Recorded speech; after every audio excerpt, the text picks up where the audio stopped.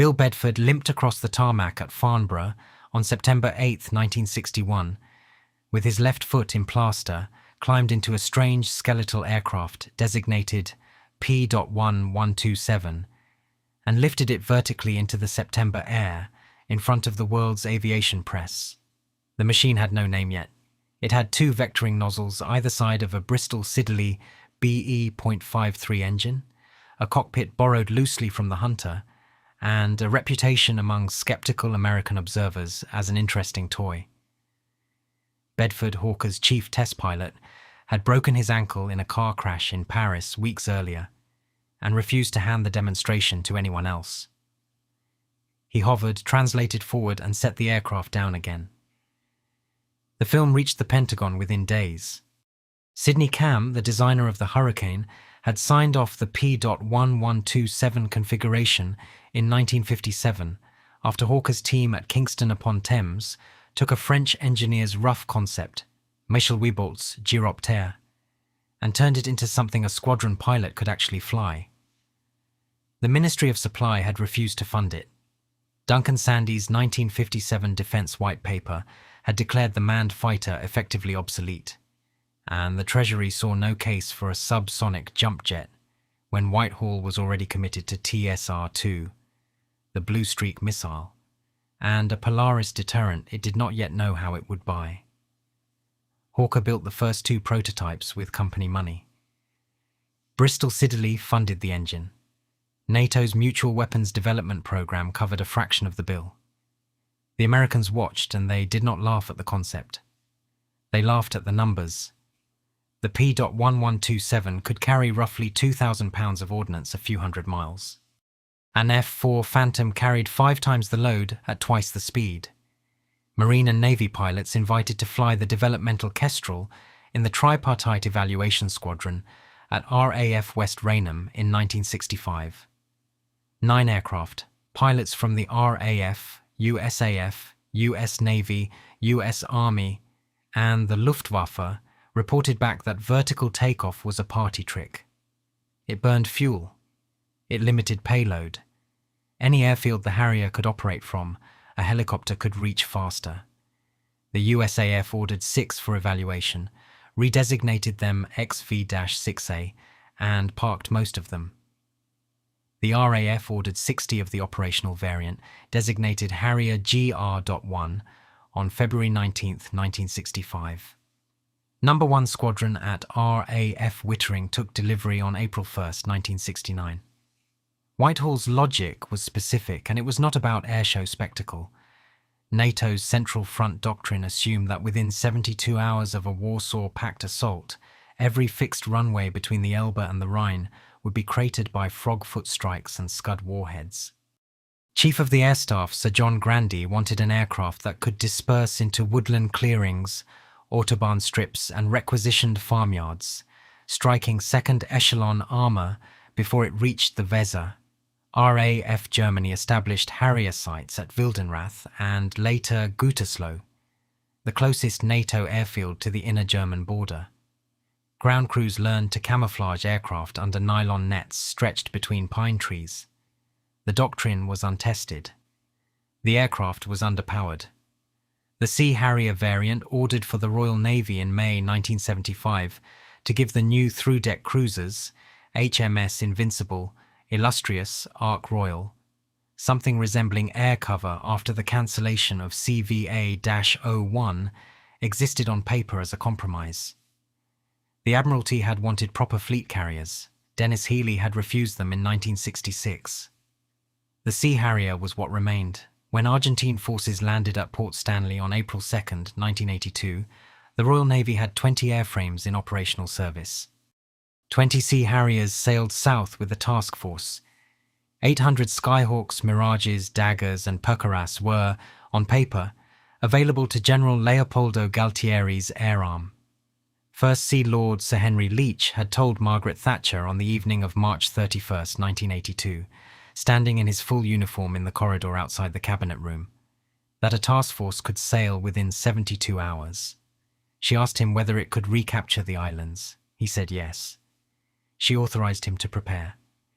John Nott, the Defence Secretary, had spent the previous year drafting a review that proposed selling Invincible to Australia and scrapping Hermes. The Sea Harrier FRS.1 had entered squadron service in 1980. It carried the Blue Fox radar, an AIM-9L Sidewinder capability, negotiated urgently with Caspar Weinberger's Pentagon in April, and a twin 30mm Iden cannon pod. It had no dedicated air-to-air missile of British design cleared for combat. It had no airborne early warning. Its pilots had trained for North Atlantic anti-submarine escort and Soviet backfire interception, not for daylight combat against Mach 2 Mirages flown by pilots trained at French and Israeli tactical schools. Commander Nigel Sharkey Ward, commanding 801 Naval Air Squadron aboard Invincible, had spent 1981 arguing inside the fleet air arm that the Sea Harrier's low-speed maneuverability made it a serious fighter, not a stopgap. He was ignored by most of the surface fleet. Lieutenant Commander Andy Auld's 800 Squadron aboard Hermes trained en route south, flying combat air patrols in the mid-Atlantic, working out how to use the vectoring nozzles in a turning fight, a technique later formalized as VIFF, Viffing, vector in forward flight, which allowed the aircraft to decelerate violently and force an overshooting opponent forward into the guns. On May 1, 1982, the first day of combat operations, Flight Lieutenant Paul Barton of 801 Squadron, an RAF pilot on exchange, shot down a Mirage 3 of Group 08 south of Stanley with an AIM-9L. Lieutenant Steve Thomas damaged a second, which was then destroyed by its own anti-aircraft gunners over Port Stanley. Flight Lieutenant Bertie Penfold of 800 downed a Dagger north of Pebble Island. By nightfall, Argentine air planners had recorded 3 losses without a single Sea Harrier hit. Vice Admiral Juan Lombardo ordered fighter escort withdrawn from bombing raids the following week. Argentina 4s would go in alone, at wave-top height, hoping to slip beneath radar and beneath the CAP.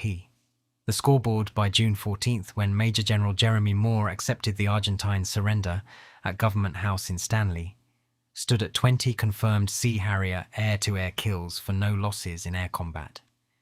2 Sea Harriers were lost to ground fire, 4 to accidents. The AIM-9L accounted for 17 of the kills. The 30mm cannon accounted for the remainder. RAF Harrier GR-3S of No. 1 Squadron ferried south aboard the Atlantic conveyor and cross-decked to Hermes, flew close air support against Argentine positions on Mount Longdon and Two Sisters, losing 4 aircraft to ground fire. The reports reached Washington within weeks. Admiral James Watkins, Chief of Naval Operations, asked for briefings. Marine Aviation, which had bought AV-8As from Hawker Siddeley in 1971, largely on the strength of expeditionary basing arguments, suddenly had operational combat data that vindicated the entire doctrine. But the doctrine that interested fighter weapons school instructors at NAS Miramar was different. It concerned Viffing. It concerned what an aircraft with thrust vectoring could do to an F-14 in the merge. The AV-8A had arrived at Marine Corps Air Station Beaufort in 1971. Colonel Tom Miller, who had flown the Kestrel at West Raynham, had persuaded General Leonard Chapman that the Marines needed an aircraft that could operate from LPHs, from forward strips, from anywhere a battalion could secure 500 meters of flat ground. The Corps ordered 102 aircraft built under license in the United States as the AV-8A. Rolls-Royce Bristol supplied the Pegasus engines from Filton. Between 1971 and 1975, Marine Attack Squadrons VMA 513 and VMA 231 lost 14 aircraft in operational accidents. The Harrier had a fatal accident rate roughly 3 times that of the A4 Skyhawk it partially replaced. Navy fighter pilots at NAS Oceana and NAS Miramar heard the numbers and drew the obvious conclusion. The British had sold the Marines a widowmaker. In squadron ready rooms, the AV-8A was called the Scarrier. A pilot needed 250 hours on type before he was considered safe in the aircraft, and the accident rate concentrated in the transition from wing-borne to jet-borne flight and back. The two regimes where the aircraft was neither properly a jet nor properly a helicopter, and where a moment's inattention with the throttle or the nozzle lever produced an uncontrollable roll or a rapid descent into the ground. The Fighter Weapons School at Miramar, Top Gun, established in March 1969 under the Alt Report's recommendations after the disastrous kill ratios of Rolling Thunder, trained Navy and Marine fighter crews in dissimilar air combat. Instructors flew A4s and F5s as aggressors, simulating MiG-17 and MiG-21 performance. From 1974, the Marines began sending AV-8A pilots to Miramar for the syllabus. The instructors, F-14 and F-4 pilots almost to a man, viewed these students as targets. The AV-8A was subsonic. It had no radar-guided missile.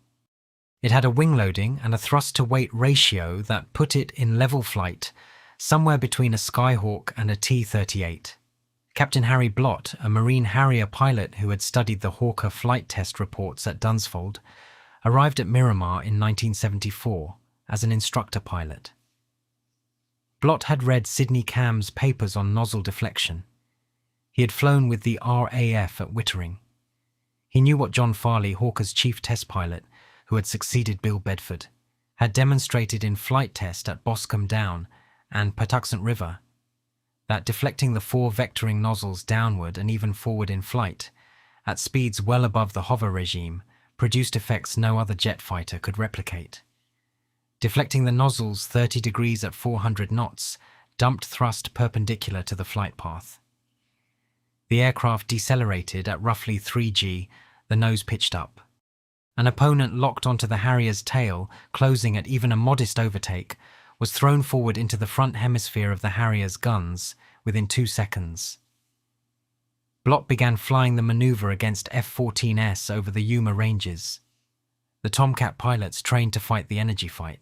Sustained turns, vertical extensions, the classic Boyd tactics developed against MiG-17S, found themselves overshooting a decelerating target they could not match. Radar lock was useless inside the AIM-9's minimum range. The Harrier's Aiden cannon, or in Marine service the twin GAU-12, was already tracking. Blott logged the engagements. The results were not made public. Marine aviation had reasons to keep them quiet. Naval aviation had reasons to disbelieve them. The Ministry of Defence in London had, by 1976, spent roughly £180 million developing the Harrier line. The Sea Harrier programme, approved by Roy Mason as Defence Secretary on May 15, 1975, added a further £150 million for 24 aircraft. Dennis Healy's earlier defence reviews had cut the RAF's manned combat aircraft procurement to the bone. Whitehall's calculation on the Sea Harrier was that Britain could not afford both the aircraft and a proper carrier to fly it from, so it would build a small carrier that only the Sea Harrier could operate from, and hope that no serious naval war intervened before Tornado F.3 and a replacement fleet air arm concept could be worked out for the 1990s. The through-deck cruiser designation existed because the Treasury would not sanction the word carrier. HMS Invincible was laid down at Vickers Barrow on July 20, 1973, as an anti-submarine helicopter platform with a defensive fighter capability. Her ski jump ramp, angled at 7 degrees at Invincible's bow and 12 degrees on Hermes after her 1980 refit, was proposed by Lieutenant Commander Doug Taylor of the Royal Navy in 1973 and increased the Sea Harrier's launch weight by roughly £3,000. The Americans studied the ski jump concept and declined to fit one to any of their amphibious ships on grounds that it interfered with helicopter deck operations. British intelligence assessments in the late 1970s, drawn up in the Joint Intelligence Committee under Sir Anthony Duff and later Sir Colin Figgers, treated Soviet naval aviation as the primary threat to any North Atlantic reinforcement of NATO. The backfire bomber, the Tu-22M, carrying the AS-4 Kitchen missile, could strike a Royal Navy task group from beyond visual range. The Sea Harrier's job in the JIC's threat matrix was not to dogfight Argentine mirages over Falkland Sound.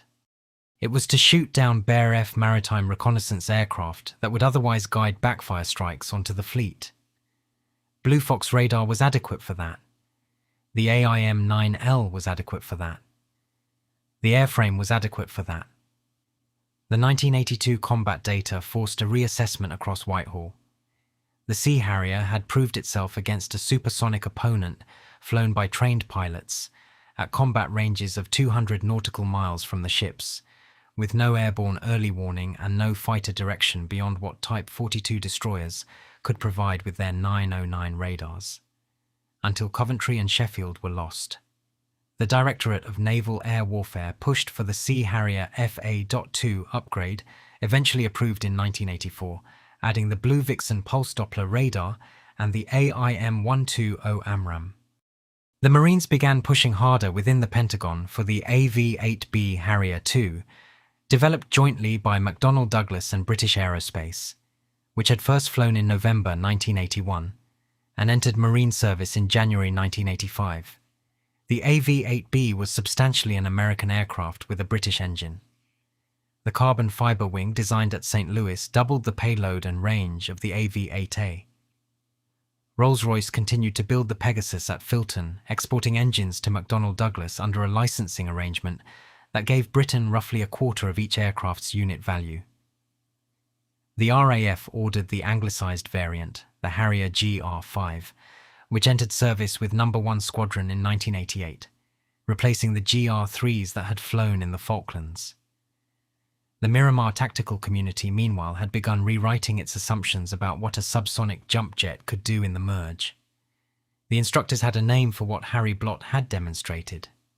VIFF entered the Naval Fighter Weapons School syllabus, formally in 1978, described in instructor notes as a nozzle-induced deceleration maneuver with tactical applications in the defensive brake. The classified assessment ran to some length. It concluded that a competent Harrier pilot, flown against an F-4 or F-14 within visual range and inside 3 miles, held tactical advantages that no other subsonic aircraft possessed. The advantages evaporated beyond visual range, where the Tomcat's AWG-9 radar and AIM-54 Phoenix system operated at 100 nautical miles. The tactical problem for the Navy was ensuring that a Harrier never got to the merge with a Tomcat. In the merge, the results were embarrassing.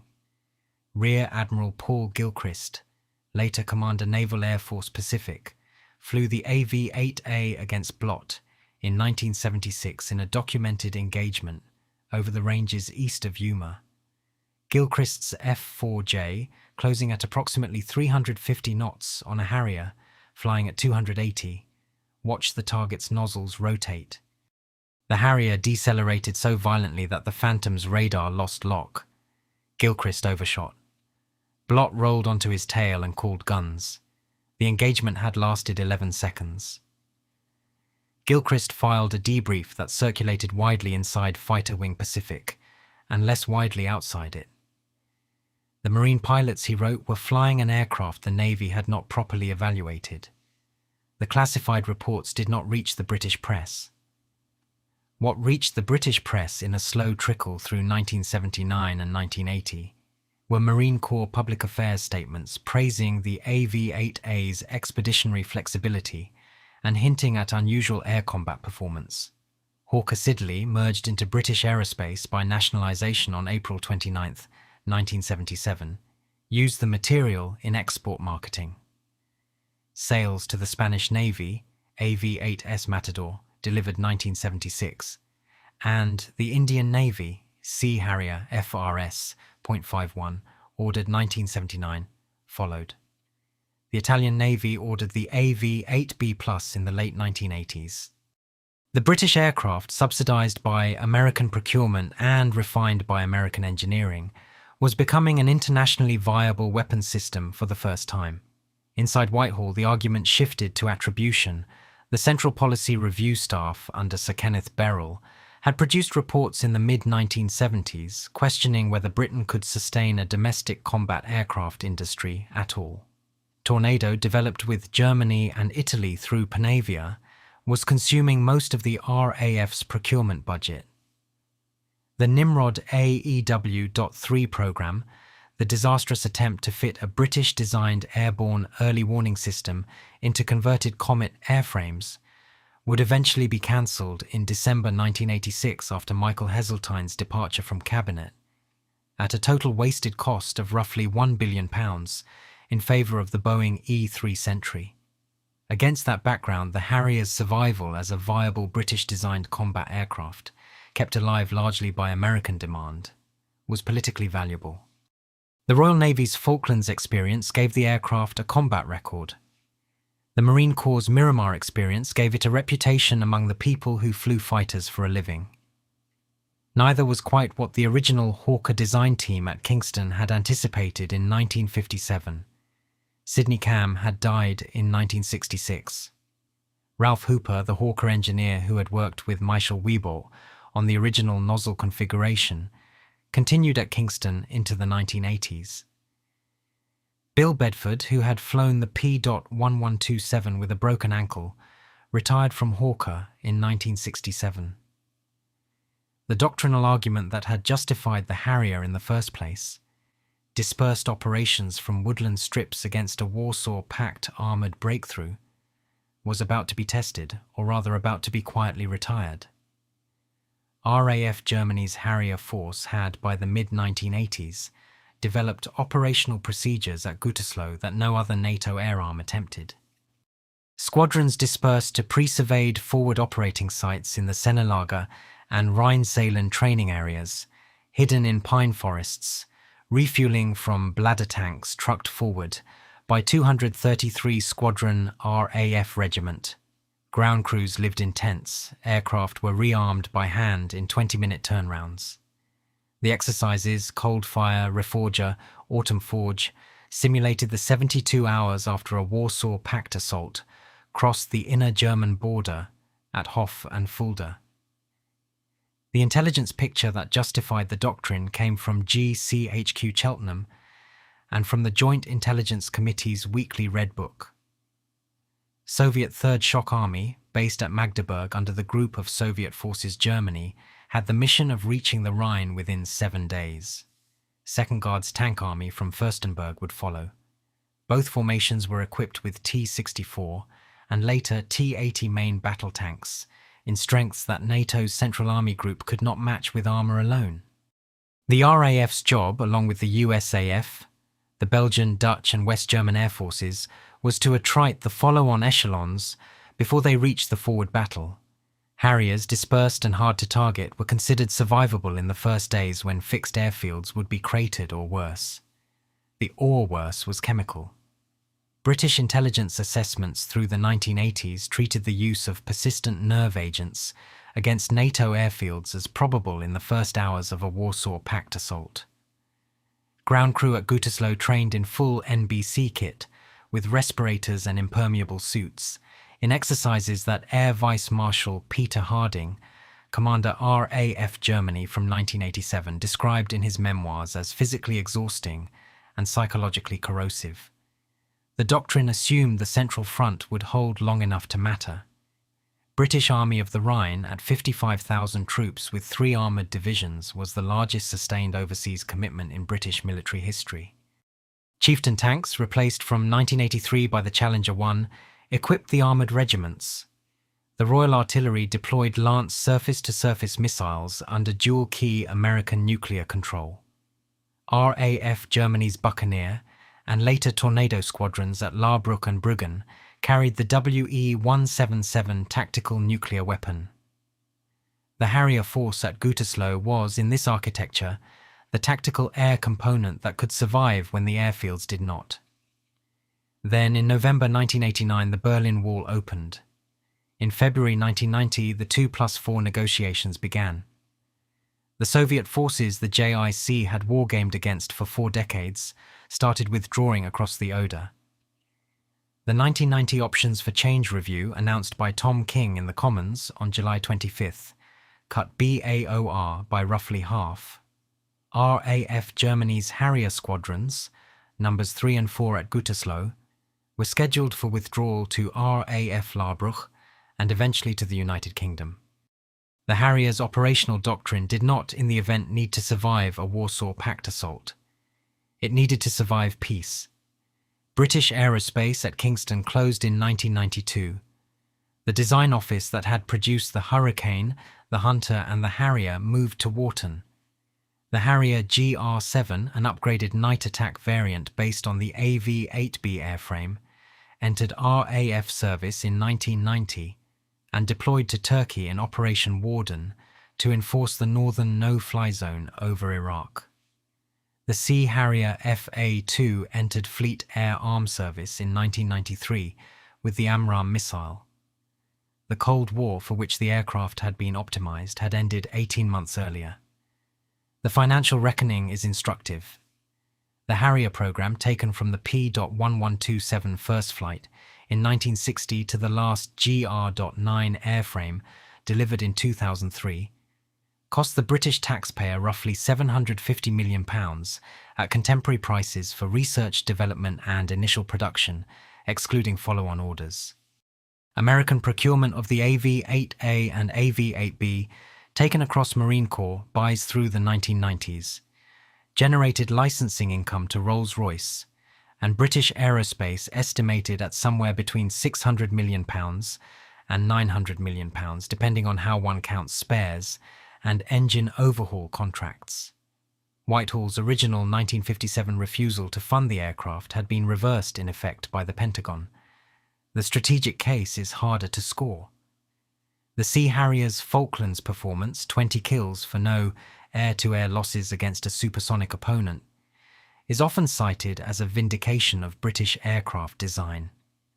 Sharkey Ward, in his 1992 memoir Sea Harrier Over the Falklands, argued that the aircraft's success was less about the airframe than about the AIM-9L Sidewinder Weinberger had released, and the incompetence of Argentine tactics that had committed fighters without proper missiles or drop tanks. Argentine pilots flying Mirage 3EA had a combat radius from Rio Gallegos of roughly 200 miles into the exclusion zone. They could not linger, could not dogfight economically, could not fight the Harrier's ground-controlled intercept advantage. The Miramar record is a different kind of evidence. It concerns what happens when two competent professional pilots meet in a defined engagement with defined rules. The Harrier's VIFing capability, demonstrated repeatedly against F-4s and F-14 from 1974 onwards, did not transfer easily to combat conditions where the merge was rare and beyond visual range engagements dominated. But it altered how American fighter pilots discussed the aircraft. The AV-8B, when it deployed to Iraq in 1991, with Marine Air Group 13 aboard USS Nassau, flew ground attack missions against Iraqi armor in Kuwait and southern Iraq. 5 AV-8Bs were lost to Iraqi surface-to-air missiles during Desert Storm. None was lost in air combat. Iraqi fighters did not, in the event, choose to engage them. The broader British lesson is about industrial retention. The Harrier was one of a handful of post-war British combat aircraft programs that survived to profitable maturity. TSR-2 was cancelled by Dennis Healy in April 1965. The P-1154 supersonic Harrier was cancelled the same year. The BAC Lightning entered service but produced no export sales of significance. The Buccaneer was refused by every export customer approached. The Nimrod AEW.3 collapsed. Tornado succeeded through consortium production with Germany and Italy. Typhoon, launched in 1988, would follow the same consortium model.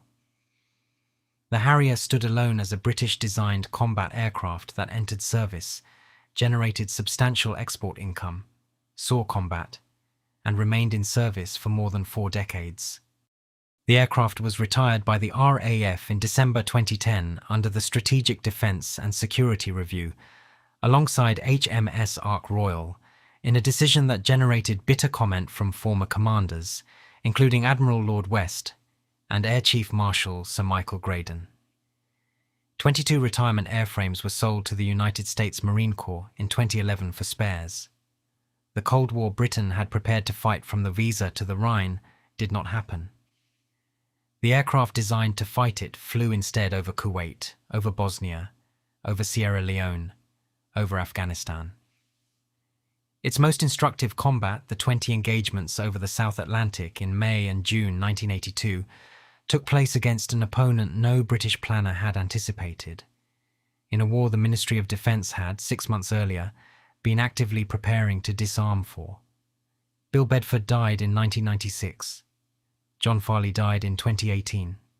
Sharkey Ward remained a public voice on naval aviation into the 2020s, arguing against the F-35B procurement and the design of the Queen Elizabeth-class carriers.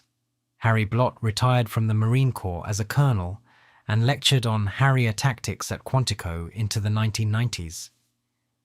Ralph Hooper, the Hawker engineer who had turned Michel Wieboldt's rough sketch into a viable configuration, was knighted in 2001 and died in 2022.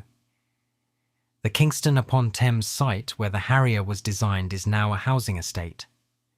The Dunsfold Aerodrome, where the aircraft was flight tested, is the location of the Top Gear test track. The Filton engine plant where the Pegasus was built continues to produce components for the Rolls-Royce Trent series. RAF Wittering, the operational home of the RAF Harrier Force from 1969, retained the Aircrafts Association until the 2010 retirement and now houses defence training functions. The archival material sits in the National Archives at Kew under AIR, DEFE and CAB prefixes. The AIR 8 series contains air staff papers on the P.1127 development from 1957. DEFE 24 contains procurement papers from the Ministry of Defence Unified from 1964. CAB 148 holds the Defence and Overseas Policy Committee, minutes at which Harold Wilson and later Edward Heath and James Callaghan and Margaret Thatcher discussed the aircraft's role. The full record of the Falklands Air Campaign is available in ADM 202 and AIR 8, with operational reports written in the immediate aftermath by Auld, Ward and their squadron commanders. The judgment historians reach on the Harrier tends to be shaped by their politics of British defence. Sir Lawrence Freedman's Official History of the Falklands Campaign, published in 2005, treats the aircraft as adequate for the task assigned to it, rather than as the war-winning technology of subsequent popular accounts. Peter Hennessy's work on cabinet decision-making in the Cold War treats the Harrier as one of the few programs where Whitehall, having initially refused to fund the aircraft, was rescued from its own parsimony by American procurement. Christopher Andrews' Authorized History of MI5, which touches on Warsaw Pact intelligence assessments through the 1980s, does not discuss the Harrier directly, but establishes the threat picture that RAF Germany's dispersal doctrine was designed against. The Miramar engagement records remain partially classified. The extent to which VIFF genuinely altered American fighter tactics, as against providing an interesting footnote in dissimilar air combat training, is contested among historians of American naval aviation. What is not contested is that the Marine Corps' investment in the Harrier, sustained from 1971 through to the AV-8B's retirement date, currently scheduled for 2027, kept the British production line alive through decades in which no other export customer of significance materialised. The aircraft was a compromise. Sidney Cam's design team had wanted a supersonic P.1154. The Royal Navy had wanted a fleet carrier. RAF Germany had wanted more airframes than the Treasury would fund. The Marines had wanted expeditionary capability the Navy would not provide. Each party got a portion of what it wanted. None got all of it. The Harrier flew and fought and generated income and outlasted the Warsaw Pact it had been designed to fight. The last operational RAF Harrier sortie was flown on December 15, 2010 from HMS Ark Royal. The pilot was Lieutenant Commander James Blackmore.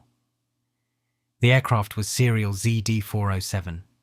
The Cold War for which the machine had been built had ended 19 years earlier.